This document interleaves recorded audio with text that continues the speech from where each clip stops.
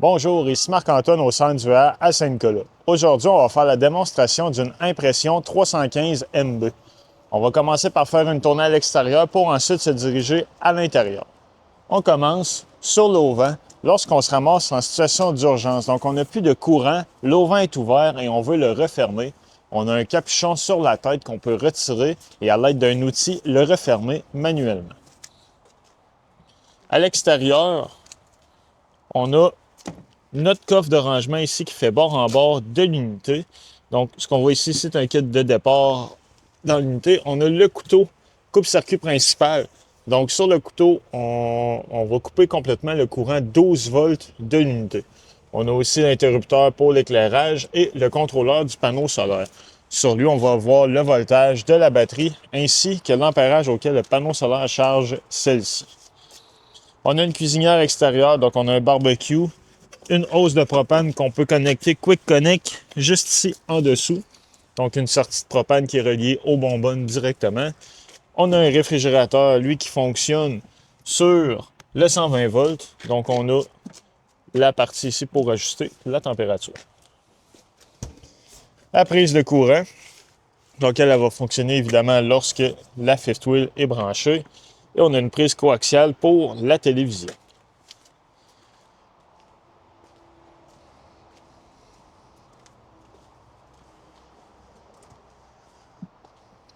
À l'arrière, en haut complètement, on a la possibilité d'installer une caméra de recul. Celle-ci fonctionne Bluetooth, donc c'est vendu séparément.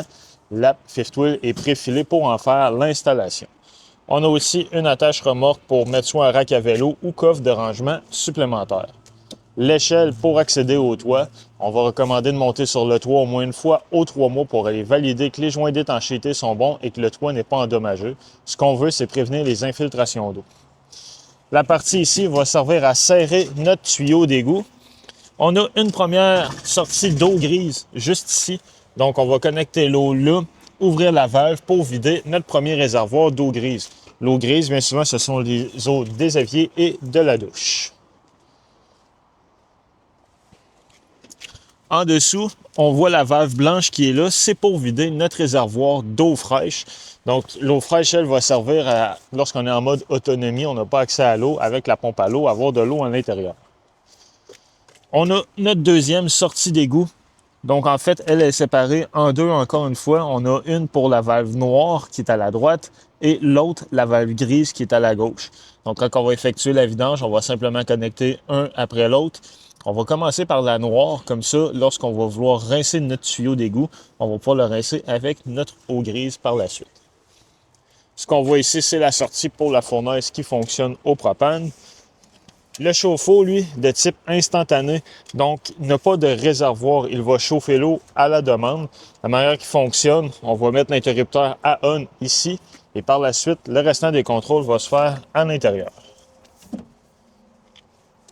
La connexion 50 A 120 volts pour alimenter la fifth wheel.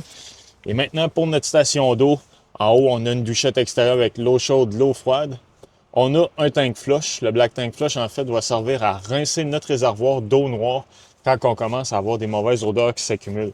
La manière de procéder, on connecte l'eau là, puis à l'aide de gel, ça va rincer l'intérieur. Important, il ne faut pas l'oublier, car ça va monter dans le réservoir au point de déborder par la toilette à l'intérieur. Le City Water Connection, donc c'est ici qu'on va connecter l'eau de la ville ou du camping. Le Fresh Water, c'est pour remplir notre réservoir d'eau fraîche lorsqu'on veut fonctionner en mode autonomie. La valve qu'on voit ici va servir à effectuer le bypass lorsqu'on veut hiverniser le véhicule. Et on a des prises câbles satellites ici à différents endroits. Notre contrôleur pour les pattes stabilisatrices et pour monter la fifth wheel, en fait, s'atteler et se désatteler, on met le bouton à power. Ce qu'on voit ici, c'est l'équivalent d'un niveau. Donc, en ce moment, il nous indique qu'on doit lever le côté droit et la partie avant pour être de niveau. Lorsqu'on est de niveau, la lumière verte au milieu va être allumée. On peut gérer manuellement chaque patte ou on peut le faire automatique. Pour le faire automatique, on va simplement appuyer sur Auto Level, Enter, puis il va se mettre de niveau par lui-même. Lorsqu'on va vouloir rétracter le tout, on va pouvoir aller dans les modes et aller chercher Auto Retract All, appuyer sur Enter et les pattes vont se refermer au complet. Donc on peut aussi aller chercher le mode manuel via le cadran ici, via les flèches. Lorsqu'on veut rentrer en mode manuel, entrer. Et à partir de ce moment-là, on a nos niveaux très précis. On peut jouer avec les pattes. Lorsqu'on veut les refermer, on appuie sur Retract et sélectionner les pattes qu'on veut refermer. Quand c'est fait, on ferme le module tout simplement.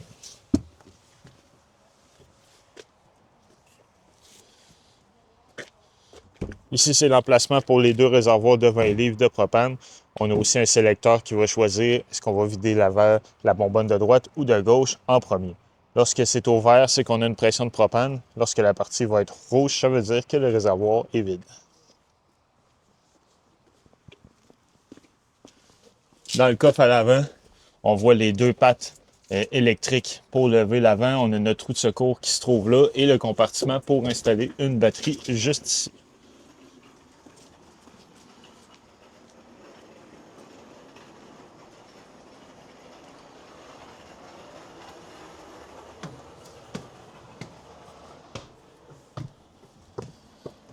Lorsqu'on rentre dans l'unité, on a notre module de contrôle principal. Donc sur nous, on va avoir l'affichage de notre niveau de la batterie, réservoir d'eau fraîche, eau noire et les deux réservoirs d'eau grise.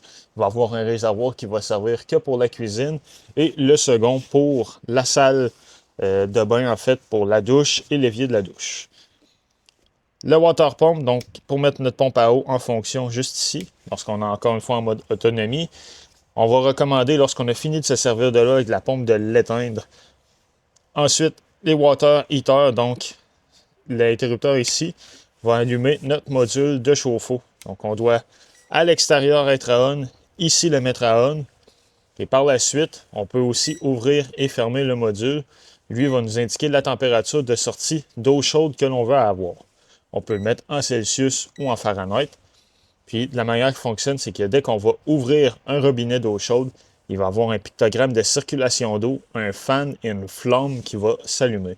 Quand la flamme est là, ça va prendre quelques secondes pour avoir de l'eau chaude. Les tanks heaters, ça c'est des pads chauffants qui sont collés sous les réservoirs d'eau grise et noire pour éviter que ceux-ci gèlent. Donc si on fait du camping, la température descend sous zéro à l'extérieur. On ne veut pas que nos eaux usées gèlent, on va être capable d'en faire la vidange. On va mettre les tanks heaters en fonction. Ici, les interrupteurs pour l'éclairage, l'ouverture et la fermeture de l'auvent et nos deux slide-out juste ici. On a l'échelle pour accéder au lit qui se trouve en haut complètement avec des prises 120 volts et USB tout au fond. La salle de bain, elle, on a une toilette qui fonctionne au pied pour flusher, une douche avec l'eau chaude et l'eau froide. Au plafond, on a une ventilation, donc on va l'ouvrir manuellement avec la roulette et on peut partir le fan avec l'interrupteur. L'évier avec l'eau chaude et l'eau froide. On a une prise de courant avec un reset intégré. Donc, si jamais on n'a plus de courant dans nos prises, le premier endroit à venir voir, c'est s'assurer que sur la prise, le bouton est bien enclenché. Maintenant, dans la chambre tout au bout, sur le mur, on a l'interrupteur pour l'éclairage et pour ouvrir et fermer le slide-out. Dans ce cas-ci, c'est simplement nos armoires qui vont se reculer pour avoir plus d'espace. De chaque côté du lit, on a des prises de courant 120 volts et USB avec du rangement de chaque côté.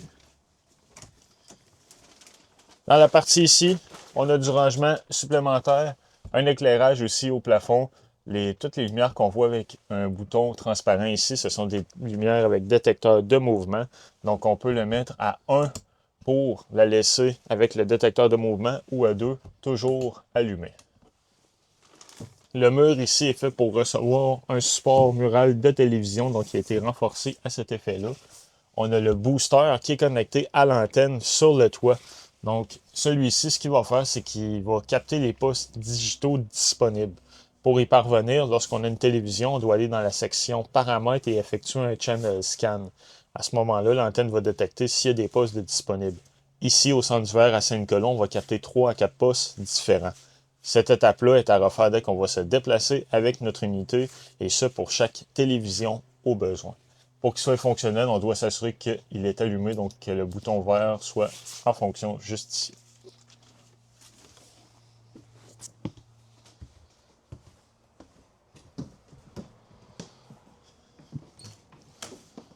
Maintenant, dans la chambre, On a un interrupteur pour l'éclairage.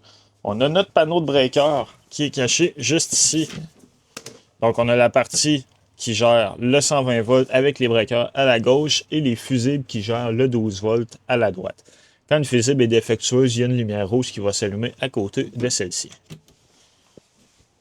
On a les bunk beds, donc on a la partie ici qu'on peut convertir en lit ou fauteuil. On peut relever au besoin le lit ici, puis on a des barrures de chaque côté pour le maintenir en haut. Donc, selon les besoins, on peut le sécuriser avec les barrures de chaque côté. L'éclairage aussi qu'on peut ouvrir et fermer manuellement.